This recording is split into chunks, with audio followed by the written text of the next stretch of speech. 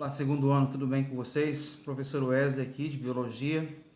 O objetivo desse vídeo é corrigir com vocês as atividades aí de 1 ao 11. Né? Quem recebeu esse PET 7 aí do segundo ano e recebeu escrito aqui, ó, escrito nessa parte aqui, ó, primeira semana, depois foi feita uma correção, né? Desse PET, então ele está escrito aí semanas 1 e 4, mas as atividades são as mesmas, tá? Foram 11 atividades referente ao PET 7 aí de Biologia do segundo ano, ok? Então eu vou corrigir tudo num vídeo só, as 11 questões, tudo bem? Então vamos seguir comigo aí, acompanha comigo na tela, por favor. Essa matéria, ela trata a respeito dos hormônios que são utilizados pelas plantas, né? Os hormônios utilizados e fabricados pelas plantas. Para o crescimento, para o desenvolvimento, amadurecimento dos frutos, formação dos frutos, reprodução de forma geral também. Então, vamos lá, questão de número 1. Nas questões a seguir, escreva no espaço apropriado a soma dos itens corretos. A fisiologia vegetal compreende as diferentes funções exercidas pelos tecidos e órgãos das plantas. Em relação à fisiologia, é correto afirmar que, número 1, a absorção de água e sais minerais, a absorção de água e sais minerais do solo se efetua por meio de pelos absorventes da raiz. Ok, tá certo. Os estômatos, através do seu mecanismo de abertura e fechamento, têm papel importante no transporte da seiva bruta. Ok. Gás carbônico, água, energia luminosa e clorofila são imprescindíveis para que haja fotossíntese. Sim. As auxinas, que são fitohormônios, têm papel importante no mecanismo de crescimento dos vegetais. Ok. O gás etileno tem papel importante no processo de amadurecimento dos frutos. Sim. E o 32, a germinação das sementes depende de vários fatores externos, como umidade, temperatura e oxigênio. Ok. Então, estão todos certos. Nós vamos somar aqui. Nós temos aí a quantidade aí, um total de 63. Ok? Somando todos, né? Itens aí, 63. Beleza? Então, essa foi a primeira questão. Segunda questão. Na segunda questão, a gente tem aí, considere uma plântula sendo iluminada lateralmente, como indica a figura adiante, desde o ápice da folha até a extremidade da raiz. Letra A. Para que lado se inclinarão o caule e a raiz durante o crescimento dessa plântula? Então, o que vai acontecer aqui, ó? Durante esse processo aí de crescimento, deixa eu pegar aqui, eu vou responder aqui, ó. Vamos colocar assim, ó. A gente tem que falar a respeito do hormônio do crescimento, né? Então, vamos começar aqui, ó. A auxina irá se concentrar,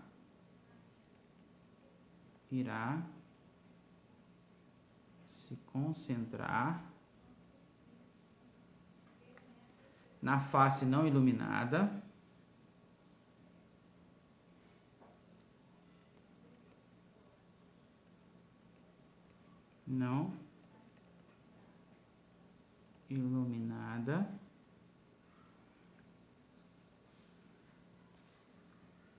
e proporcionará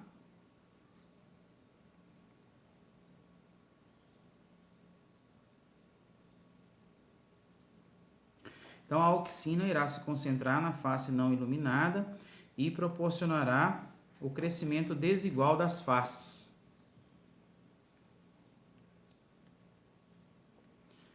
Crescimento desigual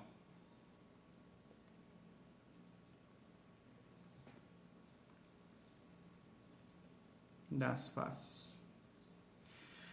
Então, olha só, para que lado se inclinarão o caule e a raiz durante o crescimento dessa planta? Então, o que vai acontecer?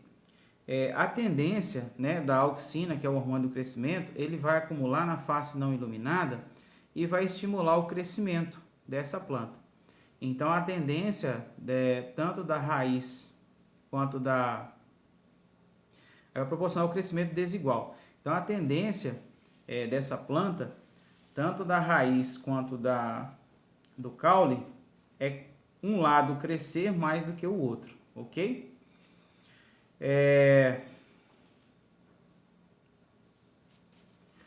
Por quê, né?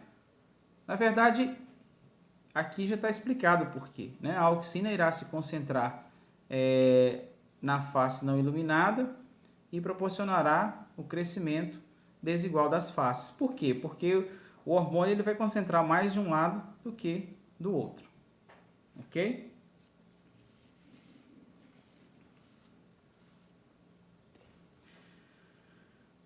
Número 3.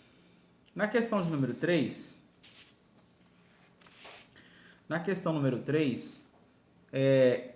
impedindo-se a polinização das flores de um pé de melancia, aplicando-se sobre os estigmas do gineceu, pasta de lanolina, contendo auxina e gibberellina. Espera-se obter nessa planta frutos.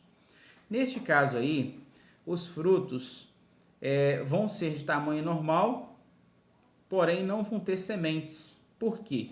Porque a auxina estimula o crescimento e a gibberellina ela acaba contribuindo para inibir, né, o desenvolvimento aí das sementes, ok? Então a nossa resposta correta aqui vai ser a letra... Só um minutinho, deixa eu ler novamente aqui.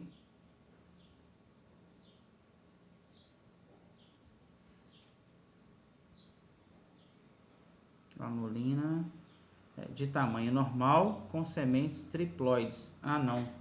Contrário aqui, ó. Não vai ser letra C, não. Letra D.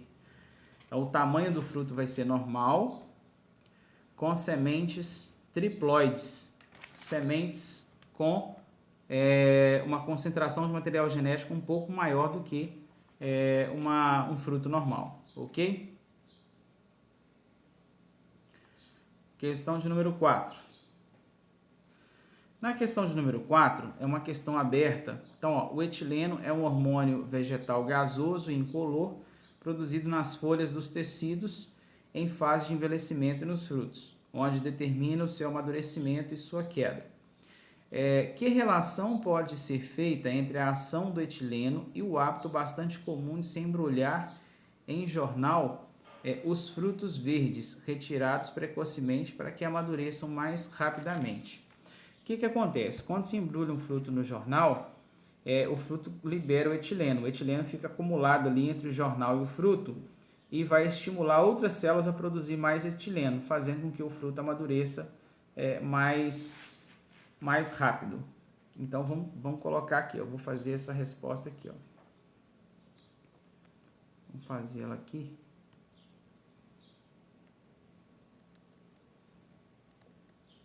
Então, ao embrulhar o fruto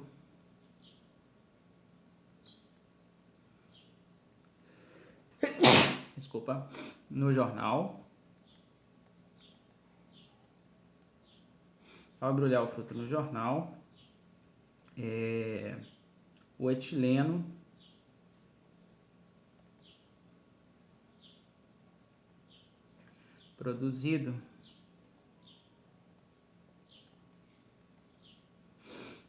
produzido fica retido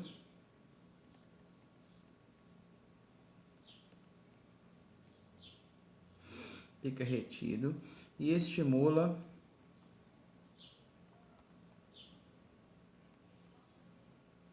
outras células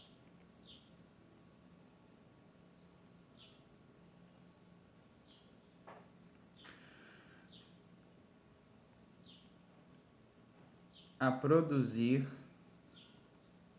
mais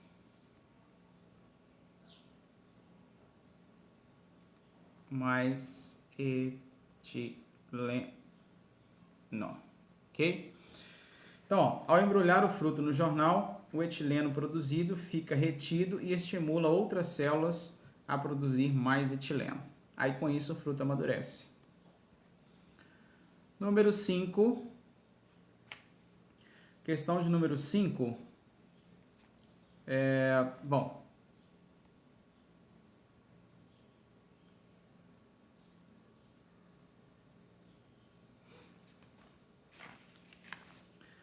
Na questão 5, deixa eu ver aqui.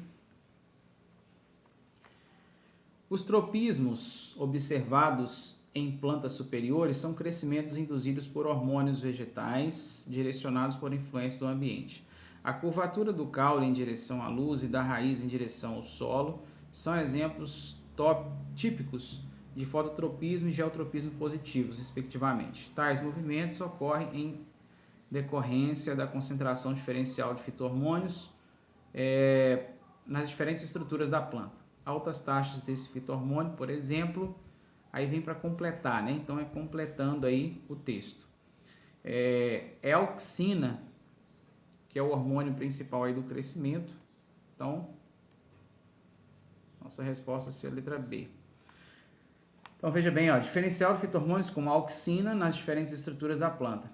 Altas taxas desse fito-hormônio, por exemplo, induzem o crescimento celular, o qual provoca a curvatura do caule em direção à luz. Ok? Questão de número 6. É uma questão aberta. Um lote de plântulas de feijão foi mantido em água destilada, lote A, e outro em solução contendo giberelina, lote B. Após 10 dias, os dois lotes apresentavam a mesma massa seca, mas as plantas do lote B tinham um comprimento 2 vezes maior do que o do lote A. A partir dessa informação, responda: qual o efeito da giberelina?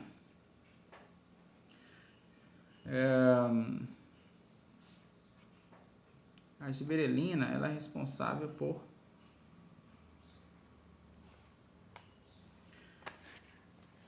fazer com que a planta cresça mais, né? Então, causa o crescimento.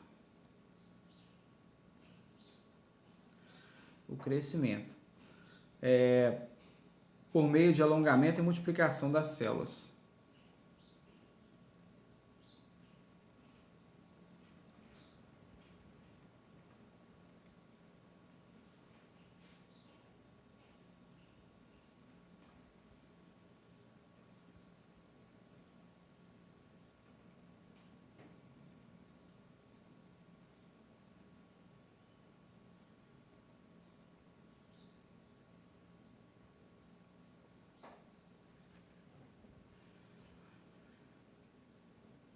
Você esperaria, letra B, né? Você esperaria encontrar diferença entre os dois lotes quanto à massa fresca? Por quê? A resposta aqui é sim, né? Agora a letra B. Sim. A massa fresca de um ser vivo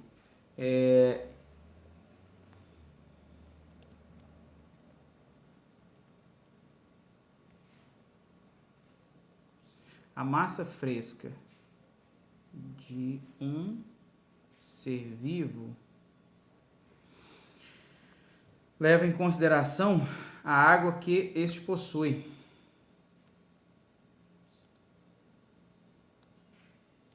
Leva em consideração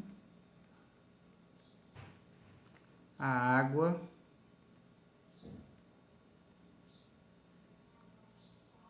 que este possui.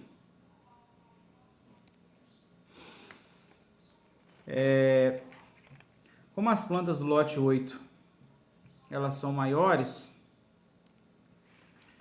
então veja bem, você esperaria encontrar diferença, né, entre os dois lotes quanto à massa fresca? Por quê? Sim, né, porque a massa fresca de um ser vivo leva em consideração a água que este possui. Então, como as plantas do lote B, né, elas são maiores, então espera-se que tenha maior massa nelas, ok?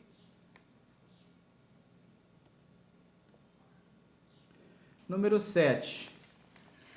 Número 7. Frutas bem maduras e podres liberam um gás conhecido por etileno, né? Etileno. Número 8. Ao preparar uma cerca viva, o jardineiro tem o cuidado de fazer podas periódicas assim que as pontas dos galhos atingem determinada altura. Ao fim de algum tempo, resulta uma cerca densa através do surgimento de novos galhos. Verifique as afirmativas a seguir para explicar cientificamente o procedimento do jardineiro. Então, o procedimento do jardineiro, veja bem, as podas periódicas possibilitam um suprimento extra de nutrientes que estimula a produção de novos galhos. Não. Nas pontas dos galhos são fabricadas auxinas, que em altas concentrações inibem o surgimento de novos galhos. Ok. Então, a nossa resposta aqui